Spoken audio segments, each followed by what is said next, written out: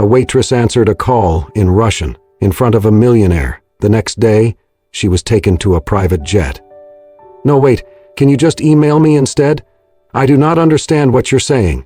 The man's voice was firm but clearly strained. "I said I do not speak Russian. Please just stop shouting for a second."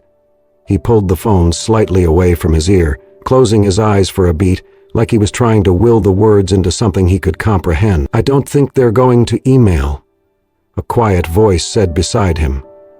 He turned his head sharply to see a young woman in a faded black apron, her brown curls tied back neatly, a notepad in her left hand, and a cautious look in her eyes.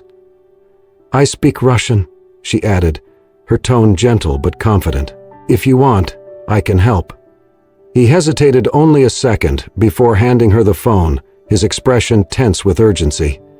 She brought the phone to her ear, nodded politely as she listened, and responded in fluent, measured Russian. Her voice changed, smooth, precise, commanding without being harsh. She asked for clarification, repeated a few details, scribbled something quickly onto a paper napkin, using the pen tucked behind her ear. Within 2 minutes, the conversation was over. She handed the phone back, folded the napkin, and slid it across the table toward him. "If you confirm Clause 4 via email by 5:00 p.m. Moscow time," she said calmly, "they'll proceed with negotiations. Otherwise, they'll assume you're rejecting the counterproposal and pull the licensing offer." He stared at her. For the first time in the last hour, his jaw unclenched. He blinked. "Once. You just helped me save the biggest deal I've been chasing all quarter." "I'm glad I could help," she said with a small smile. She turned to leave. "Wait." She paused. He reached into his jacket, pulled out a sleek silver business card, and offered it to her. "Alexander Stone, CEO, Stone International." She took it slowly, eyes flicking from the card to his face. "I'm Olivia," she said almost automatically, "but I just work here." He gave her a look, not amused, not dismissive, but searching. "If you ever want a job that matches what you're clearly capable of," he said, "call that number." Then he was gone. She stood by the counter a long time after, the card in her hand, the napkin with her translation still on the table. Outside, the rain had stopped, but the air still shimmered with the kind of tension that came before something changed. She tucked the card into the back pocket of her jeans, returned to her station, and resumed wiping tables. But inside her chest, something had shifted. She had no idea yet that a 5-minute phone call would be the start of a story far bigger than herself. Olivia let herself in quietly. The apartment was small, second floor, with peeling paint on the windowsill and the smell of disinfectant always lingering in the air. Her sister, Clara, was in the living room, where she always was, propped up with pillows, a book open but forgotten in her lap. Her eyes fluttered toward the door. "Hey, Liv," Clara said softly. "Is it morning or night?" "It's late," Olivia replied, setting down her bag and moving to check the IV drip. "You're okay. I brought your favorite soup," Clara smiled, distracted. "The kind with the little noodles?" "The exact kind." Olivia's voice was steady even when her heart wasn't. 3 jobs, 6 prescriptions, and rent due in 4 days. Everything hung by threads she tied tighter each day. Still, she pulled out her worn notebook before bed, thumbing through Russian idioms and sentence constructions. The pages were frayed, scribbled over with notes from college days that had ended too soon. She read aloud a line from Pushkin, whispering it into the dark. "Even the darkest night will end." Then she closed her eyes and slept in the armchair next to her sister's bed. By morning, she had 2 missed calls and 1 text. "Good morning, Miss Olivia. This is Amanda, assistant to Mr. Alexander Stone. You are invited to a meeting at 3:00 p.m. today. Address, 4938 Ashwood Avenue." Her heart tripped. She reread it 3 times. The name, the address. She had expected a polite thank you at best, not this. Not something that sounded significant. She spent the next 6 hours second-guessing her outfit. Nothing in her closet looked remotely meeting-worthy. She settled on a dark blouse, black jeans, and the only pair of shoes without visible scuff marks. Ashwood Avenue turned out to be a narrow road flanked by evergreens and electric gates. A guard checked her name, waved her through. She followed signs until she found herself standing in front of a vast hangar. Inside it, a sleek white private jet sat on the tarmac, stairway lowered, its engines humming low and ready. She stared, frozen. A woman in uniform approached with a smile. "Miss Olivia? Right this way." I thought I was here for a meeting," she said quickly, confused. "You are on board." Her legs moved before her brain did. She climbed the steps, heart pounding, sure this had to be a mistake. Maybe there was another Olivia. Inside, the cabin was all leather and quiet luxury, and at the far end, Alexander Stone stood, rolling up his sleeves, a cup of something steaming in his hand. "I guessed you were not a coffee drinker," he said, offering the cup. "It's hot cocoa, real Swiss." She took it automatically. "I thought this was a conversation at a cafe." His mouth curved slightly. "We're going to Vancouver. The Russian delegation agreed to move the meeting up by 48 hours. I need you there." She blinked. This isn't what I do. I serve coffee, I work nights at the hospital, my sister—" He held up a hand, not in dismissal, but to slow her spiral. "You're also the only person I've met in 6 months who can make a Russian executive pause and smile. You know the language, you have presence. I don't need a professional interpreter with a decade of contracts. I need you." She looked down at the cup in her hands, then at him.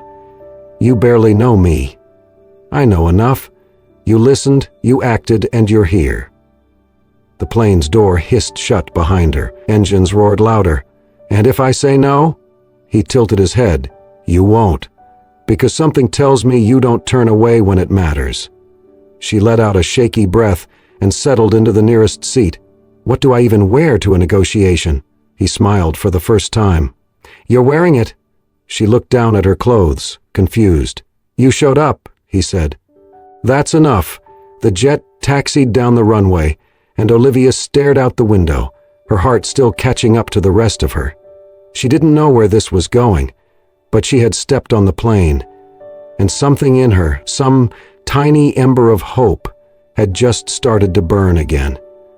The jet had reached cruising altitude, and the world below had flattened into shades of soft gray and silver. Olivia sat stiffly in her cream-colored leather seat, her hands clenched around the cup of cocoa that had long since cooled. Her old blue button-down, ironed that morning but wrinkled from anxiety, felt out of place against the elegance around her. She crossed her ankles, trying not to scuff the polished flooring. Her bag sat beside her on the floor. From it, the corner of a worn notebook peeked out. Alexander sat across from her, not saying much. He tapped through emails on his tablet, but his gaze drifted to her now and then, quiet and measuring. When the plane jolted lightly through a patch of turbulence, Olivia flinched. She looked quickly out the window, pretending not to notice the lurch in her stomach. Alexander noticed. Without a word, he stood, crossed the cabin, and reached into the overhead compartment. A moment later he returned, not with a blanket, but with a soft wool coat. He offered it to her. She hesitated. "Just in case," he said simply. She took it. It was warm and smelled faintly of cedar and something she could not name, something expensive and understated. He also handed her a neatly folded napkin. "I saw you wipe your hands on your jeans when we took off," he said, almost smiling. Old habit," she muttered, flustered. "You're doing fine." He sat down again, more relaxed now. "You ever been on a plane before?" "Once," she admitted. "When I was 12, but it was economy, and bumpy." "This one's better," he said. Then, after a pause, "But I understand the nerves." She looked at him then, curiosity winning out over her anxiety. "You don't seem like someone who gets nervous." He leaned back, folding his arms. "That's the problem with suits in private jets. People assume they're armor." She smiled, surprised by his honesty. "My mother was a translator," he added. "Grew up in St. Petersburg. She taught me to count in Russian before I knew how to spell my own name in English." She must be proud, Olivia said softly. She passed away when I was 17. I'm sorry. He nodded. Me too. They sat quietly for a moment, the hum of the engines filling the space between them. Olivia glanced at her notebook, pulled it onto her lap and flipped it open. Pages of handwritten Russian phrases, underlined grammar rules, tiny vocabulary sketches. It was battered, but it was hers. Alexander noticed. That's not just something you picked up casually, he said. You've been studying for years, she admitted. Started in college. I had this dream of working for an embassy or maybe the UN, but life doesn't always agree with dreams. He didn't interrupt. I dropped out. My sister had a car accident. She needed round-the-clock care, so I took whatever jobs I could. Her thumb traced the notebook's edge. I kept studying, though. Not because I thought it would lead anywhere, just so I wouldn't forget who I wanted to be. Then she added, almost as if confessing, I studied things I was afraid to use, but at least it made me feel like I hadn't disappeared. He didn't speak right away. When he did, his voice was different, quieter.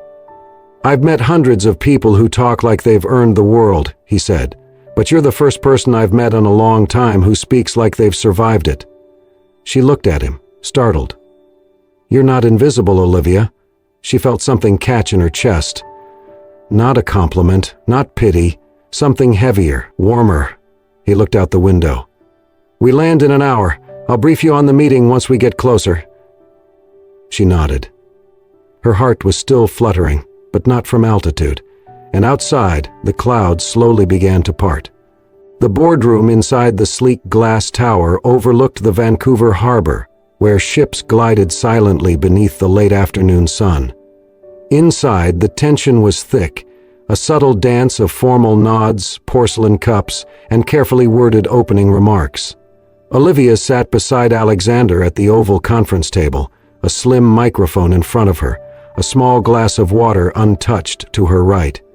Across the table sat 5 Russian executives, sharp-eyed, their postures rigid beneath dark suits. The eldest, Mr. Antonov, was head of the delegation, his every word deliberate and weighted.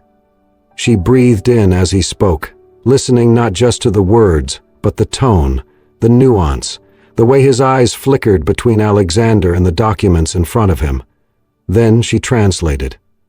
Her voice was calm and clear, but it carried the subtle inflections that mattered, the uncertainty in Antonov's first clause, the guarded approval in his second, the pride when he described his company's legacy. She mirrored it all in English, without missing a beat.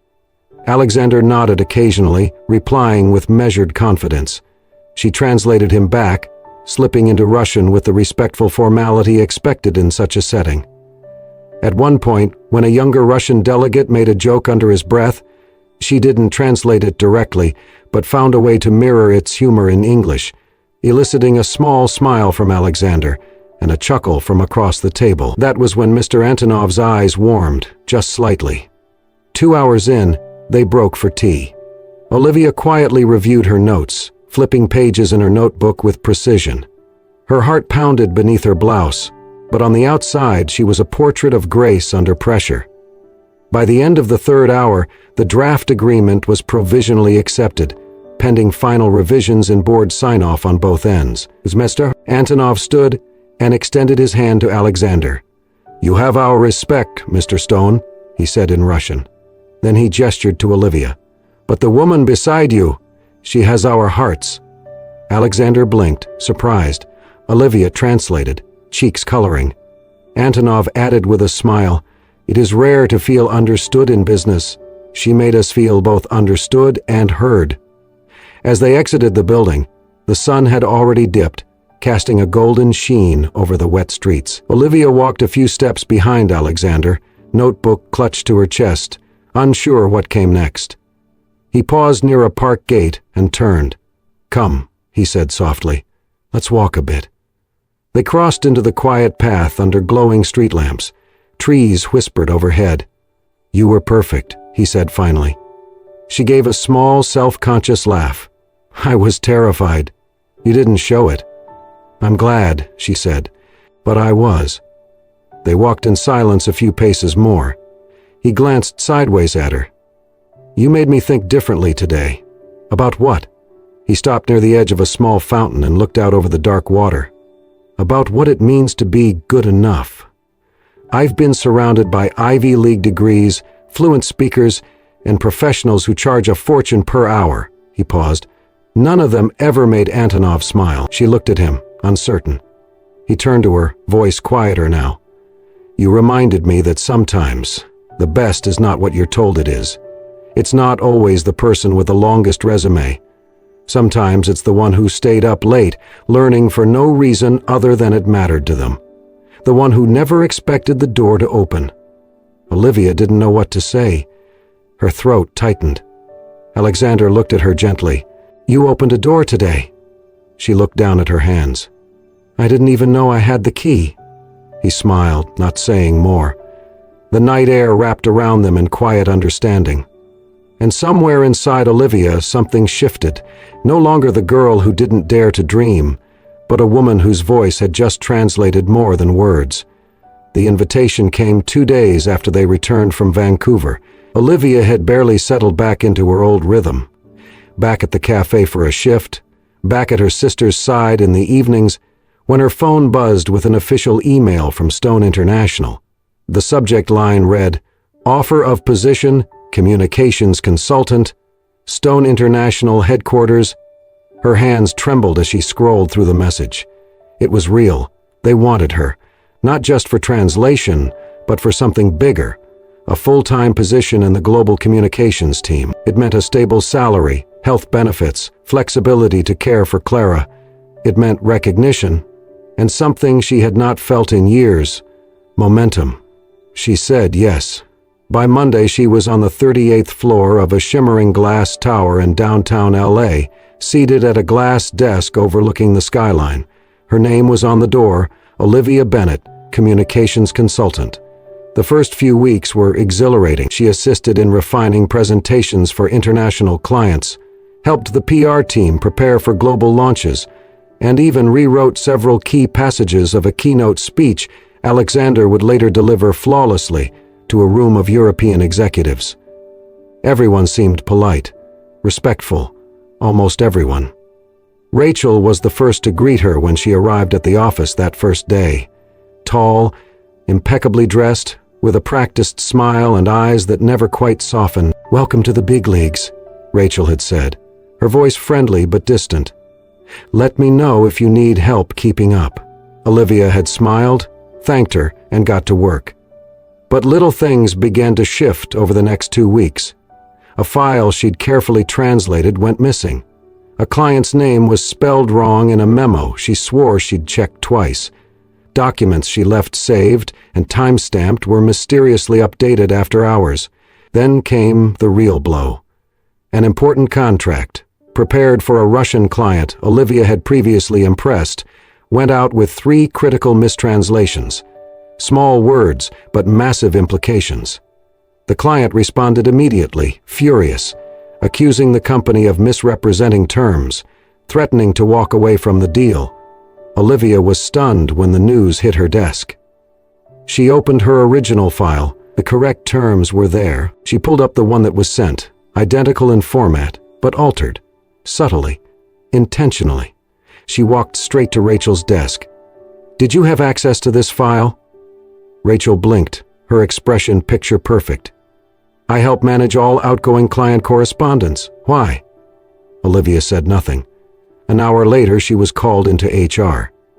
They didn't accuse her outright, but the subtext was clear. She was the last one to touch the file, as far as the logs showed.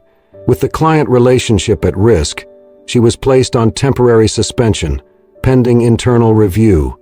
She packed her things slowly. Her hands didn't shake, but something in her chest did. By the time she reached the elevator, her badge had been deactivated. That night, she didn't sleep. Clara asked her what was wrong, but Olivia only smiled. "Just a mistake at work. I'll fix it." The next morning, she received a personal message from Alexander's assistant. "Mr. Stone requests your presence in his office at 9 o'clock evening. Please come directly." She wasn't sure if it was a summons or a goodbye. Still, she went. When the elevator opened onto the top floor, the hallway was silent. His office door was already open. She stepped inside. A single cup of hot cocoa sat on the edge of the large wooden desk, steam curling upward. Beside it, a handwritten note in deep blue ink. If you were brave enough to walk into the middle of a storm once, then today I believe you are brave enough to stand in the center of yourself. She looked up. Alexander stood by the window, arms crossed, his posture still and unreadable. He didn't say anything at first. She walked forward slowly, picked up the note, then the cocoa. "It wasn't me," she said, quietly. "I know." That stopped her. He turned around, finally meeting her gaze. "I've had IT pull the logs. The file was edited under your login after hours from a remote IP. "Rachel," Olivia whispered. He nodded. "She's already under investigation, but that doesn't change the optics. Yet. I needed to act quickly. The suspension was procedural, but I never believed it was your error." Her throat tightened. "Why didn't you tell me?" "Because I wanted to see if you would come back," he said. "If you would still walk in here with your head high. You did." She didn't speak. He stepped closer, gently taking the cocoa from her hand and setting it back on the desk. "This place, this world, is not always fair," he said. "But I will be with you." Her eyes burned, but she didn't cry, not until he quietly added, "I trust you, Olivia. That hasn't changed, and it won't." It rained softly that evening. The sky was dim, and the streets gleamed under the weight of quiet storm clouds. Olivia sat by the window of her apartment, her sister Clara asleep in the next room. She should have felt relieved. The truth had come out. Rachel had been exposed. But instead, Olivia felt hollow. There was a knock at the door. She opened it to find Alexander, not in his usual pressed suit, but in a dark coat with the collar turned up, his hair damp from the rain. He held a folder in one hand and something tucked beneath his arm. "I thought you might want to see this," he said quietly.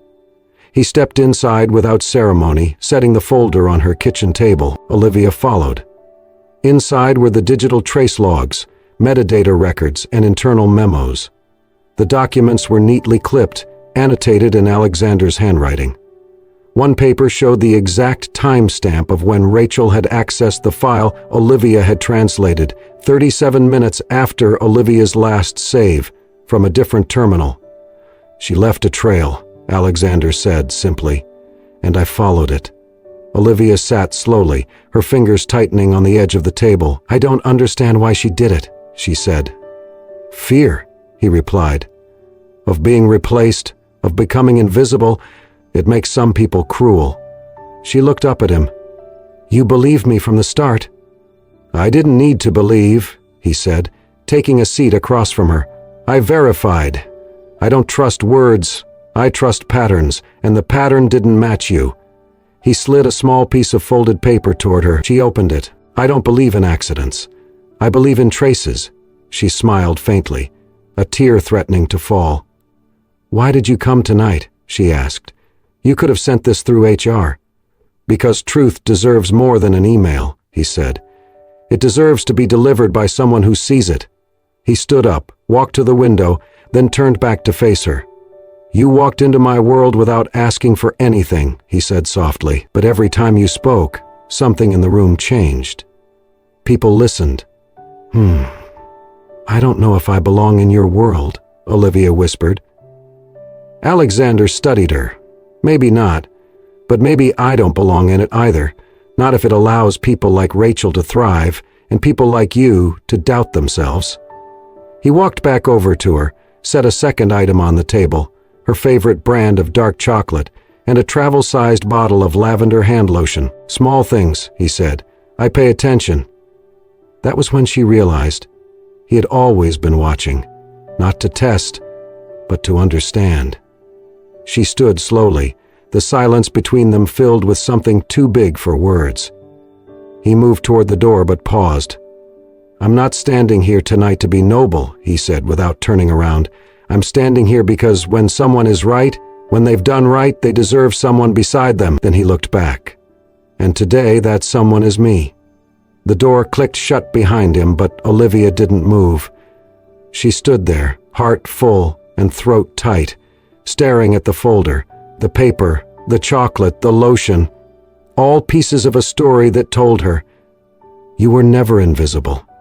And for the first time in years, she believed it. The villa stood on a quiet slope above Lake Geneva, a blend of stone and stillness, its centuries-old walls bearing ivy like a coat of memory.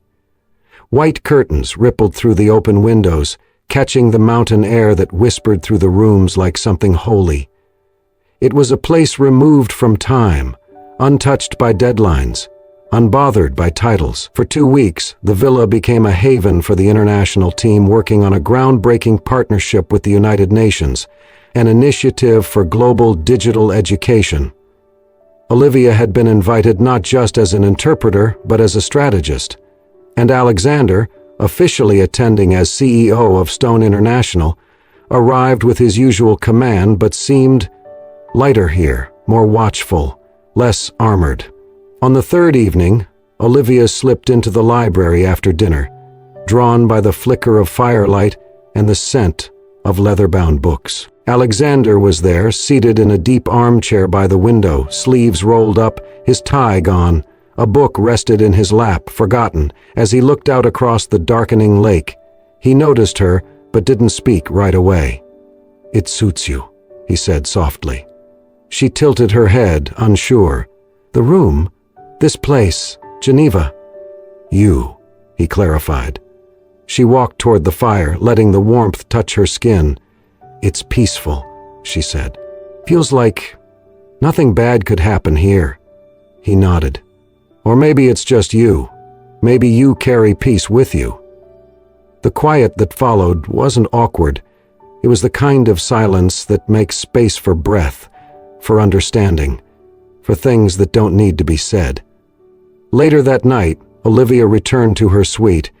The lights were low, and on her desk sat a small, elegant box. No card, no explanation. Inside was a fountain pen. Midnight blue enamel, silver trim, her initials delicately engraved near the base. Along the barrel, in cursive so fine it looked like a whisper. "To the one who speaks in truths, not just in tongues."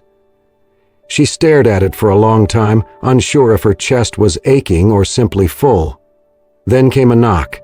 When she opened the door, Alexander stood there. No blazer, no corporate facade, just a man, quiet, unsure, holding his breath. "You liked it?" he asked, nodding toward the pen in her hand. She didn't answer, not with words.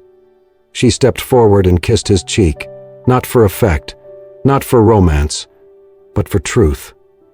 He didn't move, didn't say anything, just looked at her with something close to awe, and she looked back, open, unafraid. Whatever had been tentative between them wasn't anymore. They didn't fall into each other that night. They didn't confess undying love or plan a future. But something settled, something real. In the days that followed, they worked as a pair, not just colleagues. Something closer. At meetings, their thoughts aligned before their words did. Over dinners, they talked not of business, but of beginnings. He told her about his mother, a quiet woman who had taught him Russian poems before bed, who never raised her voice but always made herself heard. She had passed when he was still young, and some part of him had gone silent with her. She'd told him about Clara, her sister's laughter before the accident, the way her eyes still lit up when the world made sense for a second, and how Olivia had learned to speak softer, slower, to reach her. Language, she said, was the thread that kept her stitched to the world. They never once asked, "What are we?" They didn't need to. One morning, before the summit's final session, they stood in the stone kitchen sipping espresso, the early light filtering in. Alexander reached for a document, then paused, his hand grazing hers. "You're the first person I've ever wanted beside me," he said quietly. "Not behind me, not following. Beside." Olivia didn't speak. She just let her fingers linger on his for a moment longer. That was enough. The waters of Lake Como shimmered like liquid glass beneath the spring sun, their surface kissed by ripples of wind and light. A soft hush had fallen over the world, as if even time had stopped to watch. At the edge of a green cliff, cradled by cypress trees and crowned in history, stood a centuries-old castle, wrapped in white roses and climbing ivy. Lavender and lemon blossoms perfumed the breeze, weaving through silk drapes and ribbons that danced along stone railings.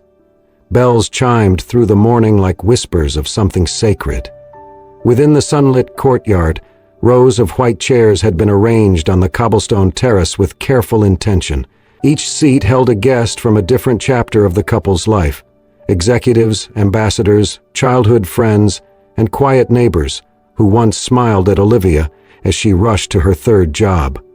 They sat now with phones put away and hearts open, bearing witness not just to a ceremony, but to a story that had unfolded in silence, through words, and finally into love. At the back, the music began. Strings soft and swelling like breath, and then Olivia stepped into view. She walked slowly, steadily, dressed in a white gown of silk that caught the light like water. There were no diamonds sewn into the hem, no lace detailing her shoulders. The dress was simple, honest, like her. Like the journals she had once filled with Russian idioms and pages torn from forgotten textbooks. She did not hold a bouquet. Instead, in her hand was a small fountain pen with a silver clip, midnight blue, the one Alexander had given her in Geneva. Alexander stood waiting at the altar in a suit of dove-gray linen, the color of morning fog. His posture was calm, grounded, but his eyes, those impossibly tender eyes, never once left her. Not when she reached him, not when their fingers brushed, not even when his voice trembled as the officiant invited him to speak. He inhaled, the sound barely audible, and then met her gaze. "When I met her," he began, voice low but unwavering, "she did something no one else had ever done. She listened before I had said anything." A gentle murmur moved through the guests. She did not ask what I owned. She didn't care where I had flown from or who sat beside me. She answered a phone call in Russian, a language I did not know. And in that moment she rewrote every sentence I thought I understood about trust. But he paused. A faint smile flickered at the corners of his mouth. She saw me, not as I was, but as I could become. When it was Olivia's turn, she stepped forward without a tremor, though her heart thundered softly beneath her ribs. Her voice, when it came, was steady and sure. First, in Russian. "Я бы хотел быть колосом, когда ты молчишь. А тишиной, когда ты хочешь, просточ вот-вот." Then, in English, "I promise to be your voice when you are quiet, and your silence when you just want to feel." She smiled through the shimmer in her eyes. "I will be the interpreter of your heart for the rest of our lives." From the front row, Clara clapped first, slowly, deliberately, from where she sat in her flower-draped wheelchair. Her joy lit up her face, as if she, too, had known all along that this moment would come. Then the bells rang once more. White petals drifted from the balconies above, caught in the breeze like blessings, and beneath that soft shower, Alexander and Olivia leaned into each other, lips meeting for the first time as husband and wife. It was not just a wedding, it was a promise, spoken in the quietest of dialects. A punctuation mark at the end of a sentence begun years earlier, in a tiny cafe where a girl answered a call, and in doing so, answered her life. And beneath the Italian sky, among roses and wind, and all the ways two people can learn to understand one another, a story that started in translation found its truest meaning. With love, with trust, and a future made not of fortune, but of choice. Thank you for joining us on this incredible journey, from a quiet cafe to a castle on Lake Como. Olivia and Alexander's story reminds us that sometimes one small act of kindness, a voice offered in the right moment, can change everything. If this story moved you, inspired you, or made you believe just a little more in the quiet magic of second chances, we invite you to be part of our community. Subscribe to Soul-Stirring Stories for more true-to-heart tales like this, stories of love, resilience, and the extraordinary power of simple human connection. Your next favorite story is just one click away.